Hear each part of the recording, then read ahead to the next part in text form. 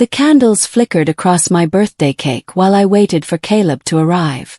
I'd spent hours preparing dinner for 12 people, our closest friends, carefully selected, the table set with our good dishes. 7 o'clock came and went. Then 7:30. I kept checking my phone, forcing smiles at our guests who pretended not to notice the empty chair beside me. At 8:15 the front door finally opened. Caleb walked in without apology, barely glanced at me, and headed straight for the drink cart. I raised my glass for a toast I'd rehearsed all week. To a year of rebuilding what matters most. His phone buzzed. He stepped onto the patio, and through the window, I watched him laugh softly into the screen. Not the tired laugh he gave me anymore. Something genuine. Something alive. My friend Veronica touched my arm gently. "Maya," she whispered, leaning close so others wouldn't hear. "You should see what he posted tonight." I excused myself to the bathroom, hands trembling as I unlocked my phone under the table. His social media loaded slowly, each second stretching. Then I saw it. Photo from earlier today.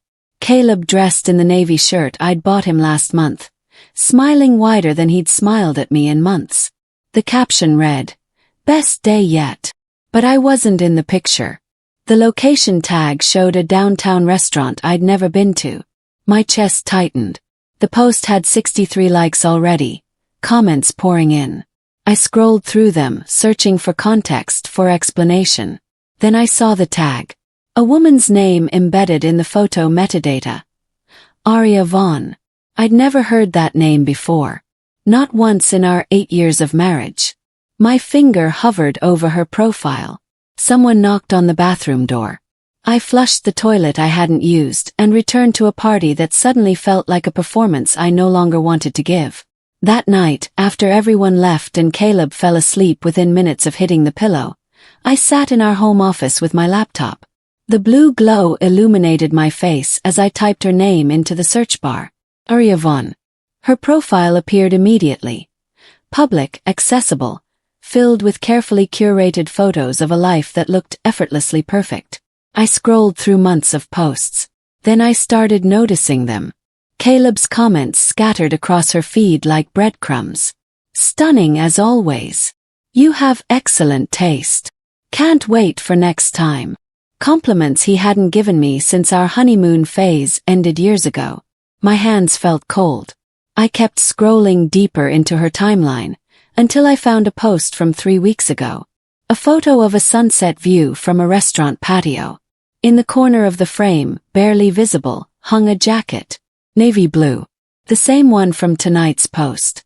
The same one currently draped over our bedroom chair. I zoomed in on the photo until the pixels blurred. The jacket had a distinctive tear on the left sleeve, something Caleb had snagged on a fence last month. I'd offered to repair it. He said he liked it that way, called it character. My throat tightened. The timestamp on Aria's post showed it was taken at 6:30 in the evening 3 weeks ago. The same night Caleb told me he was working late on a project proposal. I remembered that night clearly. I'd waited for him with reheated pasta, and he came home smelling like wine he claimed was from a client meeting. I closed the laptop, my mind racing through memories, re-examining them under this new light. A soft knock on the office door made me jump. Veronica stood there, holding her purse, her expression worried. "I didn't want to leave without checking on you," she said quietly.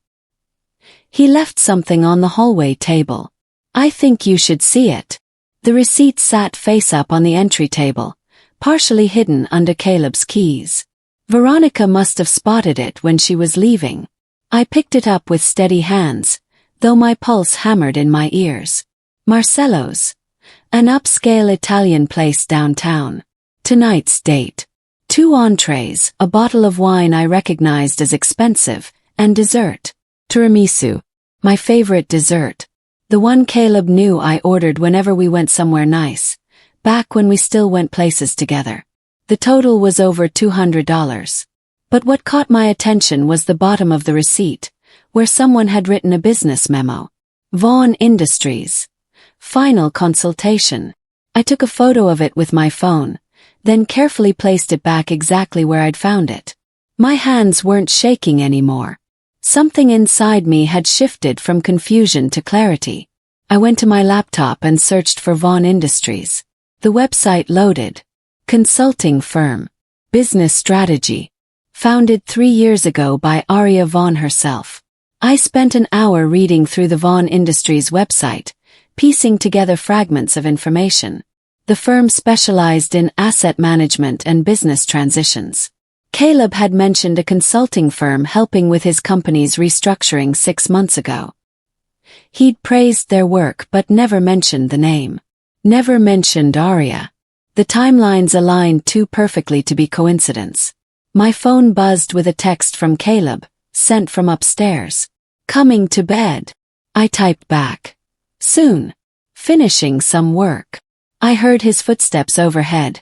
The bathroom sink running, then silence. I waited 20 minutes to be sure he was asleep, then carefully climbed the stairs. He lay on his back, mouth slightly open, phone charging on his nightstand. I stood in the doorway, studying the man I'd built a life with. When had he become a stranger? When had I become someone he could dismiss so easily? I turned to leave, and his voice cut through the darkness. Don't make a scene about tonight. Not an apology. Command. I said nothing, just walked back downstairs, my decision crystallizing with each step. The house felt different in the silence that followed. I sat on the couch, staring at nothing, processing the weight of what I now understood. This wasn't about a forgotten birthday. This was about months of distance I'd attributed to work stress, to normal marriage struggles, to my own inadequacy. I'd blamed myself for not being interesting enough, attractive enough, present enough. But now the empty chair at dinner made sense. The late nights made sense. The way he looked through me instead of at me made sense. He'd already left. I just hadn't noticed. My birthday had ended hours ago, but I felt wide awake, my mind sharp and focused in a way it hadn't been in months. I wasn't angry yet. That would come later. Right now I felt numb. Analytical. I went back to the office and opened my laptop again. Then I noticed something that made my blood run cold. Caleb's laptop sat on the desk beside mine. Open. Unlock. The screensaver had disabled itself. His email inbox glowed in the darkness. I shouldn't have looked. Every healthy relationship article I'd ever read said trust was sacred, privacy was essential, snooping destroyed foundations. But our foundation was already destroyed. I just hadn't seen the rubble yet. I moved the mouse, and his inbox refreshed. The most recent email chain was with Aria Vaughan, sent just 3 hours ago, while I was serving cake to our guests. The subject line read, "Timeline confirmation." Clicked it open. "Everything is proceeding as planned," Aria had written. "The documents are ready for your signature. We'll finalize everything by next month. She won't know until it's done." Caleb's response, sent from his phone at 8:30, right after he stepped outside during my toast. "Perfect. Keep me updated. And thank you for tonight. Best birthday dinner I could have asked for." I read it 3 times, making sure I understood. He'd had birthday dinner. Just not with me. The next email down caught my attention. An attachment labeled, "Transfer Documents. Confidential." I downloaded it to a thumb drive I kept in my desk drawer. Then I cleared the download history and left everything exactly as I'd found it. Sleep was impossible. I lay in bed beside Caleb, listening to him breathe, while my mind raced through the implications of what I'd discovered. At 4 in the morning I gave up and went downstairs to make coffee. While it brewed, I opened our banking app on my phone. We had 3 accounts, checking, savings, and a joint investment account we'd built together over the years. I checked the recent transactions, something I rarely did since Caleb handled most of our finances. His salary was larger, and he'd always been better with numbers. That's what I'd told myself anyway. Now I looked closer. The savings account showed regular transfers over the past 6 months. $50,000. The memo line on each transfer said the same thing. Business tax payment. But our accountant had already filed our taxes. I'd signed the returns myself. I took screenshots of everything. Then a new notification appeared at the top of my screen. Bank alert. A transaction had just processed. 4:15 in the morning. The transaction was a wire transfer. $10,000, sent from our joint investment account to an account I didn't recognize. The receiving bank was listed, but no name appeared on my screen. Just a number. My hands tightened around my coffee mug. I logged into the investment account directly, using the password we'd set up together years ago. It worked. But what I found inside made my stomach drop. A new account had been opened 3 months ago under Caleb's name only. Not joint. Not shared. Completely separate. And it contained over $70,000. Money that should have been in our shared accounts. Money I'd helped earn through years of working full-time while he built his business. Money he'd systematically moved without telling me. This wasn't an affair. Affairs were about emotion, about connection, about filling a void. This was calculated. This was theft. I heard footsteps on the stairs. Caleb appeared in the kitchen doorway. His hair disheveled, eyes barely open. "Why are you still awake?" he asked, his voice rough with sleep. Closed my phone screen casually. Couldn't sleep. Bad dreams. He grunted, grabbed a glass of water, and headed back upstairs without another word. I waited until I heard the bedroom door close before I moved again. Confronting him now would be pointless. He'd deny everything, gaslight me into questioning what I'd seen, spin a story that made me the paranoid wife who couldn't trust her hardworking husband. I'd watched enough friends go through divorces to know how this worked. The person who strikes first, who gathers evidence first, who builds their case first, that person wins. I wasn't going to confront him. I was going to dismantle him. I opened my phone's contact list and scrolled to a name I hadn't called in 2 years. Elliot Brennan. We'd gone to college together, stayed friends afterward. He was an accountant now, working for a firm that specialized in forensic financial analysis. Divorce cases. Fraud cases. Exactly what I needed. I sent him a text, knowing he wouldn't see it until morning. "I need your help. It's urgent. Can we meet today?" Then I went upstairs, climbed back into bed beside my husband, and closed my eyes. Not to sleep. Plan. Elliot called me at 9 the next morning while Caleb was in the shower. I stepped outside onto the back patio, where the neighbor's wind chimes masked my voice. "Maya, what's going on?" Elliot asked, concern evident in his tone. I sent him the screenshots I'd taken, the bank transfers, the secret account, the email chain with Arya, everything. My phone made soft whooshing sounds with each message sent. Then I waited while he reviewed them. The silence stretched for nearly a minute. When he finally spoke, his voice had changed. Professional. "This isn't normal, Maya. This looks like he's preparing to cut you out of something big." My chest tightened. Cut me out of what? I don't know yet. But people don't move money like this unless they're hiding assets before a major financial event. Divorce. Business sale. Property transfer.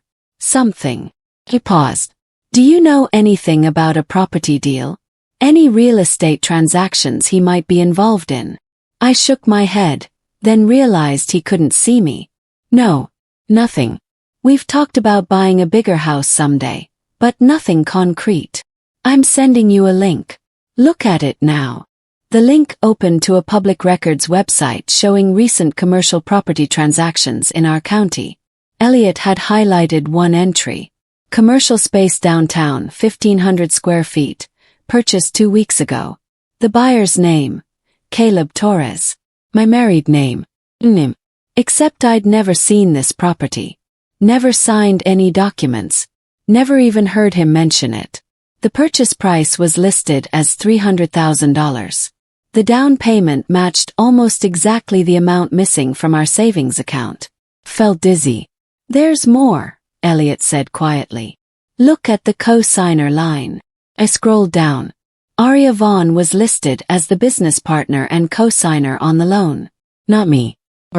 Maya, I need you to listen carefully. You need a lawyer. Not tomorrow. Not next week. Today. before he finishes whatever he's planning. I leaned against the patio railing, my legs suddenly weak. I don't even know where to start. I do. I'm sending you a name. Stephanie Walsh. She's the best family law attorney I know. Tell her I referred you. She'll see you immediately.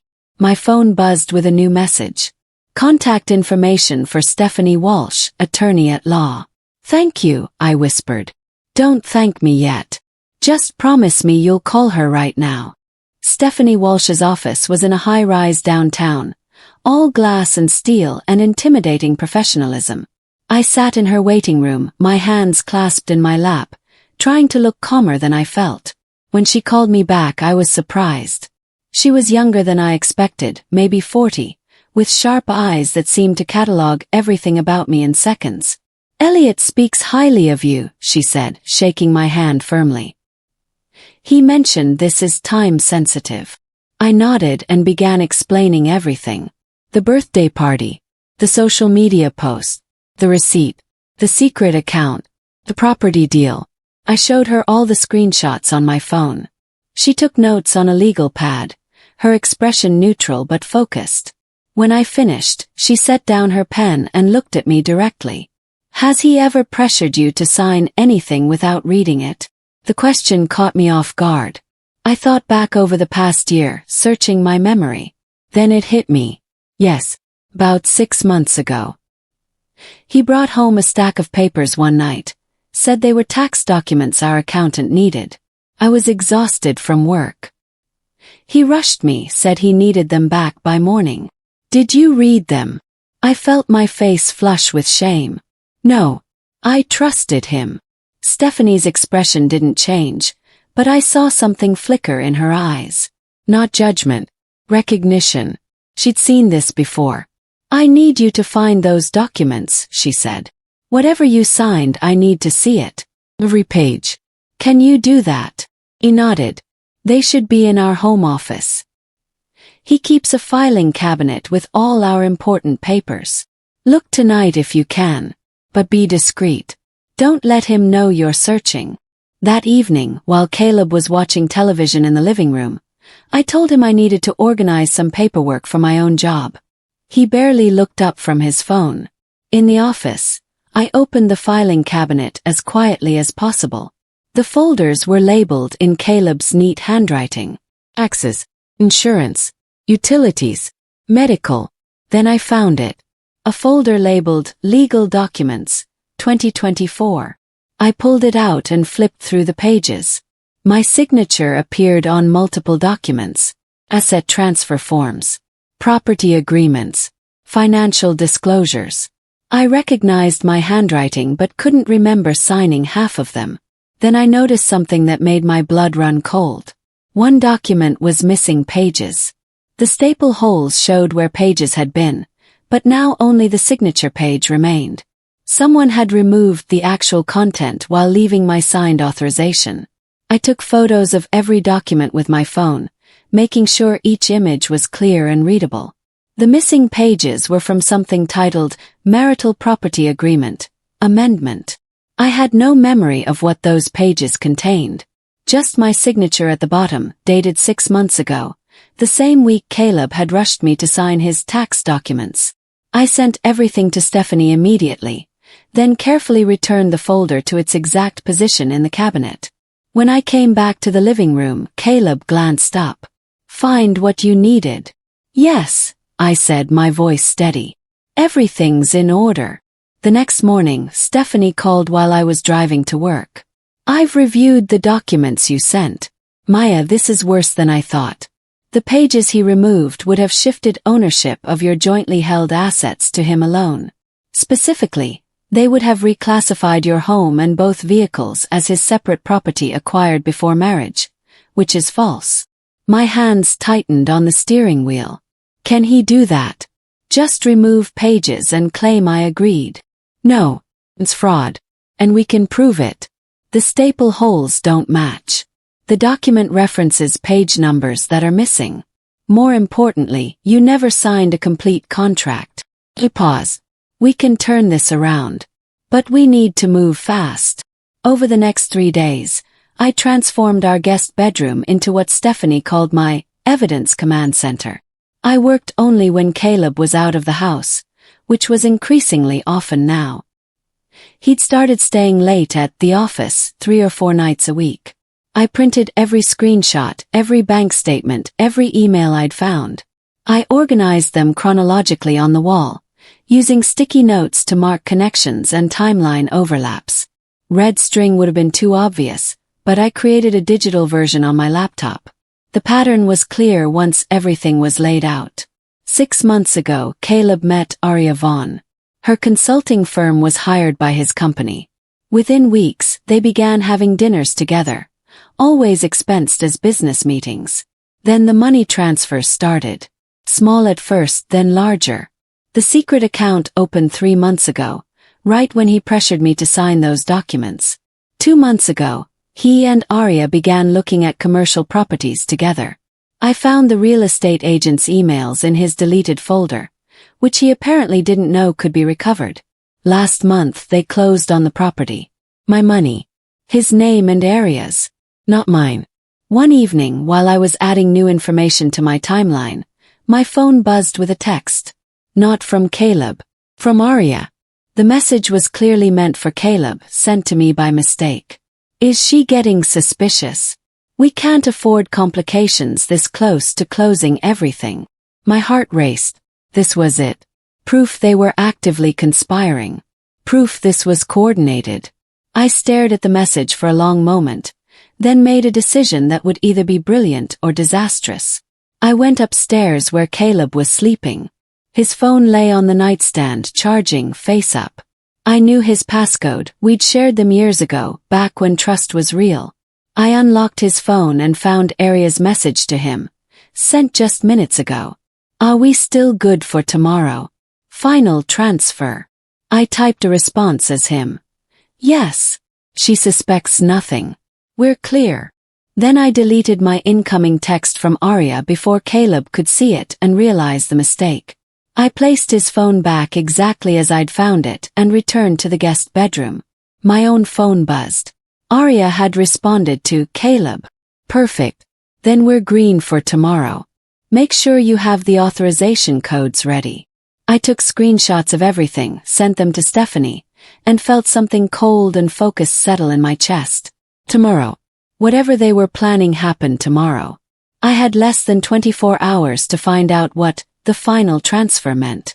I called in sick to work the next morning. Caleb seemed surprised when I was still home when he left at 8:30, but he didn't question it. Feel better, he said, kissing my forehead in a performance of concern that might have fooled me a week ago. Now I saw it for what it was. Obligation. Habit. The muscle memory of a marriage that no longer existed. I waited until his car disappeared down the street, then got in my own vehicle and drove to the address where I knew he'd be.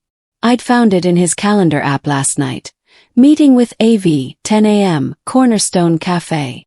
I arrived 45 minutes early and parked across the street with a clear view of the cafe's entrance. At 9:55, Caleb's car pulled into the lot. He didn't go through the front entrance. Instead, he walked around to the back patio, clearly trying to avoid being seen from the street. 5 minutes later, Aria appeared. She looked exactly like her photos. Polished, professional, confident. They sat at a corner table, and I watched them through my windshield, my phone recording video the entire time. I couldn't hear what they were saying, but their body language told a story. Caleb leaned in close. Aria touched his hand across the table. Then she pulled out a folder, and they began reviewing documents. After 20 minutes, they stood to leave. That's when I heard it. The patio had speakers playing soft music, but the wind carried their voices just clearly enough. Aria's question reached me. What if she files for divorce? I held my breath, my phone still recording as I strained to hear Caleb's response. He laughed. Actually laughed. She won't. Maya doesn't have the spine for that. She'll cry, we'll go to counseling, and eventually she'll accept it. That's how she handles everything, by accepting. The words hit me like a physical blow. Not because they hurt, but because they revealed exactly what he thought of me. Weak. Passive. Manageable. I watched them continue talking, reviewing more documents, discussing details I couldn't hear. But I'd heard enough. I had video of them meeting secretly. I had messages coordinating the meeting. I had recordings of them discussing financial moves that excluded me. After another 15 minutes, they stood, and Caleb walked Arya to her car. They hugged, brief and professional, but familiar in a way that confirmed months of partnership. I waited until both their vehicles left before I stopped recording. The video file was 43 minutes long. I drove straight to Stephanie's office. She watched the entire recording without interruption, her expression growing sharper with each passing minute. When Caleb's voice said, "She'll never see it coming," Stephanie paused the video and looked at me. "Maya, this is extraordinary evidence. Financial fraud, asset concealment, conspiracy to deprive you of marital property. All on camera with audio." She smiled, and it wasn't warm. It was predatory. "We file in 2 days." The next 48 hours passed in a blur of legal preparation. Stephanie and I met twice more, reviewing every document, every photo, every piece of evidence I'd collected. She drafted a petition for legal separation, a motion to freeze all accounts pending investigation, and a fraud complaint tied to the property deal with Arya. "The goal," she explained, "is to lock everything down before he can move another dollar. We'll file simultaneously with the court and notify the banks. By the time he realizes what's happening, it'll be too late to hide anything else." I signed documents until my hand cramped. Each signature felt like reclaiming something he'd stolen. My agency, my awareness, my future. On the second night, I returned home to find Caleb in an unusually good mood. He was cooking dinner, something he hadn't done in months. "Thought we could have a nice evening," he said, smiling. "Just us." I studied his face, searching for any sign of guilt or concern. Nothing. Just performance. "That sounds lovely," I replied, matching his false warmth with my own. We ate together, making small talk about nothing important. He asked about my day. I told him half-truths. He seemed satisfied, relaxed even. After dinner, he poured us wine and sat beside me on the couch.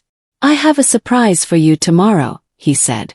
"Something I've been working on. I think you'll really love it." The next morning, Stephanie filed everything. By 10 o'clock, the court had issued temporary orders freezing all accounts under investigation. By 10:30, the banks had been notified. By 11, Caleb's secret account was locked, along with all our shared accounts pending the hearing. I knew none of this yet. I was sitting in the passenger seat of Caleb's car, driving to his surprise. We pulled up outside a commercial building downtown. The same address I'd seen on the property records. The space he'd bought with Arya using my money. "This is it," he said, his voice full of pride. "Our future. I bought it for us. Well, for me initially, but for both of us to build something together. A fresh start." I stared at the building, my face neutral. "You bought this?" "Closed last month. It's going to be the headquarters for my consulting expansion. Arya helped me structure the deal. Smart woman. You'll meet her soon. I think you two will get along." Before I could respond, his phone buzzed. Then buzzed again. Then began ringing insistently. He frowned and answered. "Hello. What? No, that's impossible. Check again." His face drained of color. "What do you mean, access denied?" I watched him spiral, watched the realization dawn that something had gone catastrophically wrong. He made 3 more calls, to the bank, to Arya, to someone he called his attorney, each conversation growing more panicked. Finally, he turned to me slowly, his eyes searching my face as if seeing me for the first time. "Did you do something?" I held his gaze, my voice calm and steady. "You ignored me for months, Caleb. You took my money. You hid assets. You planned to cut me out of everything we built together. You brought another woman into our finances and our lives. You made me feel invisible at my own birthday dinner while you celebrated with her." I reached into my purse and pulled out the legal envelope Stephanie had prepared. "Yes, I did something. I stopped letting you steal from me." His hands shook as he opened the envelope. I watched him read through the documents. The separation petition, the fraud claims, the motion to freeze assets, the evidence summary that outlined every transaction, every lie, every secret meeting. "You can't do this," he whispered. "These are joint assets. You're destroying everything." "No. You destroyed everything when you decided I was too weak to notice. When you called me spineless to your accomplice. When you spent months planning how to financially devastate me." Open the car door. "I have copies of everything. The recordings, the messages, the bank transfers. Stephanie has them. The court has them. And if you try to hide anything else, they'll see that too." He grabbed my arm. "Maya, please. We can fix this. I'll explain everything." It wasn't what it looked like. I removed his hand gently but firmly. It was exactly what it looked like. "And you're right about one thing. I'll never see it coming." Except I did. I stepped out of the car and walked away. The hearing took place 3 weeks later. I sat beside Stephanie in a courtroom that smelled like old wood and floor polish, watching Caleb squirm under questioning. His attorney tried to paint me as vindictive, emotional, acting out of spite rather than facts. But Stephanie was surgical. She presented the timeline. The deleted emails I'd recovered. The video of him and Arya discussing how to hide assets from me. The recording where he called me spineless. The property records showing he'd used marital funds for a purchase that excluded me. Most damaging of all, she presented the document with missing pages, the one with staple holes that proved pages had been removed after I signed. The judge, a woman in her 60s with sharp eyes, interrupted Caleb's attorney mid-excuse. "Counselor, I've seen financial manipulation before. This isn't a gray area. Your client systematically concealed assets and attempted to defraud his spouse. The evidence is overwhelming." She ruled in my favor on every point. The property would be sold, and I would receive my share of the proceeds. All accounts were to be divided equitably, including the secret account Caleb had tried to hide. He was ordered to pay my attorney fees and court costs. Additionally, the fraud complaint would move forward separately. As we left the courtroom, I saw Arya in the hallway. She was on her phone, speaking rapidly, clearly trying to distance herself from the disaster. When she saw me, she ended the call abruptly. For a moment we just looked at each other. Then I walked past her without a word. She wasn't worth my anger. 6 months later, I stood in the doorway of my own apartment. Small, affordable, entirely mine.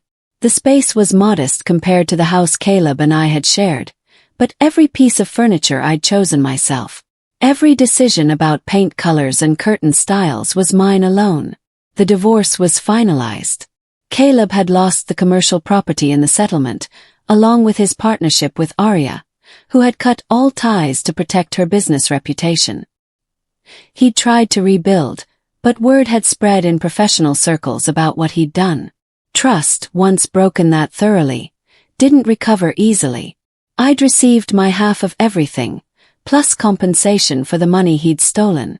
It wasn't wealth, but it was enough to start fresh. I'd started taking evening classes in business management, something I'd always wanted to do but had postponed for Caleb's career. I'd reconnected with old friends I'd drifted away from during the marriage. Veronica and I had coffee every Sunday now. And I'd learned something crucial about myself. I wasn't weak. I'd never been weak. I'd been patient, trusting, willing to see the best in someone I loved.